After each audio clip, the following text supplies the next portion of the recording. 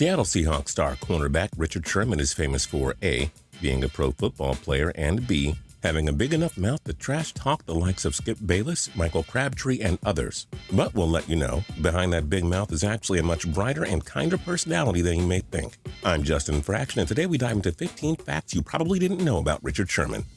And we do hope you enjoy this video, and if you do, feel free to click subscribe down below for more cool videos every single day. Number 15, foretelling the future. Sherman attended Manuel Dominguez High School in Compton, where he excelled in football and track and field. Sherman's class voted him as the male student who was most likely to succeed. Kids these days, they're smarter than you think. Number 4, Usain Sherman. His high school record suggests that Sherman could have wound up with a career in the Olympics instead of the NFL. Sherman won a California State Championship in triple jump, and USA Today named him an All-American. Number 13, smarter than you think. Some view Sherman as an ignorant, childlike imbecile with his big mouth, but the man is much smarter than you think. Sherman graduated with a 4.1 GPA, the second highest grade in his high school class. Number 12, it'll add up. Sherman's mother rewarded him with $5 for every A he got. We're sure it added up to a lot of money, but probably not as much as what he earned in his first NFL contract. Number 11, almost a receiver. Sherman earned a scholarship to play for the Stanford Cardinals football team, but he wasn't a cornerback at first. He was a wide receiver for 2 years and was a freshman All-American in 2006.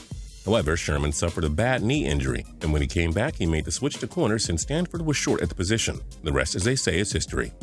Number 10, foretelling the future, part 2. Sherman almost transferred out of Stanford after quarreling with head coach Jim Harbaugh, but he chose to stay near his mother. Harbaugh went on to coach the 49ers from 2011 to 2014, a stint which included a heated rivalry with Sherman's Seahawks. I'm guessing these two aren't friends on Facebook. Number 9, on a mission. Sherman joined the Phi Beta Sigma fraternity, a group founded by 3 black males at Howard University in 1914. According to the website,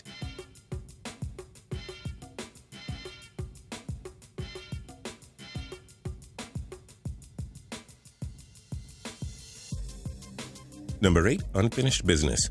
Sherman graduated from Stanford with a degree in communications. Not rushing to get to the pros, Sherman played a 5th year in football to earn his master's degree. Slow and steady wins the race after all. Number 7, lucky 24. Sherman was drafted 154th overall by the Seattle Seahawks in 2011. Believe it or not, 24 corners were taken before him. Sherman admitted his anger and frustration with being drafted so late. Number 6, Richard Sherman, transformer in disguise.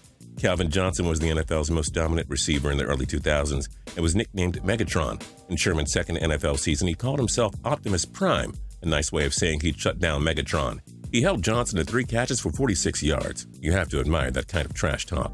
Number 5, I'm watching you. No wide receiver has fully solved the puzzle of Sherman's lockdown abilities. That's because he's many steps ahead of you. Sherman details notes for receivers on his iPad and spends plenty of time studying his opponents before he sleeps at night. Number 4, away with words. Sherman often writes for the Players Tribune, where professional athletes detail their lives and careers. Among Sherman's pieces written are Why I Hate Thursday Night Football, What Thanksgiving Means to Me, and The Real Problem with the NFL. And number 3, Super 5. Sherman detailed the 5 toughest cornerbacks he faced in one of his pieces for the Players Tribune.